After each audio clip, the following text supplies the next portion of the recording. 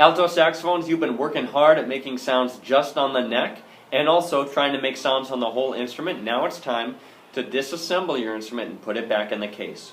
Most important part of the instrument is that reed, so that's the part that we want to protect the most. We need to put it back in the case first. So you're going to unscrew those ligature screws by turning them toward you. Push that reed out from the bottom and the side with your thumb. Again, remember not touching the tip. Then if there's any excess water on it, go ahead and wipe it off on your pant leg. All right?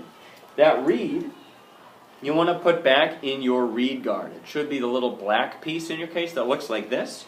You slide it in with the flat side down and the thinnest point going in first. Be very careful with this so that it doesn't chip or break.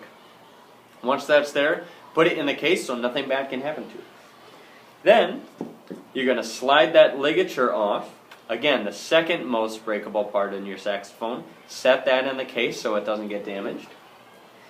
Then one hand up in the crook of the neck, other one on the mouthpiece. Gently wiggle it off. Before you put the mouthpiece back in the case, take that ligature, put it back on as it was before, and then tighten those screws a little bit so that it maintains its shape and doesn't get smushed when it's in the case. Your mouthpiece can go back in upside down in that spot for it in the case. Okay. Next comes the neck. You're going to unscrew that screw at the top, just a few twists, and then gentle wiggle to get it out, very carefully. The neck is going to go back in your case with this key facing up.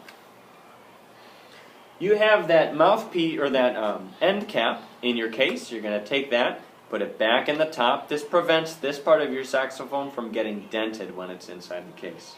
You'll want to unhook that neck strap.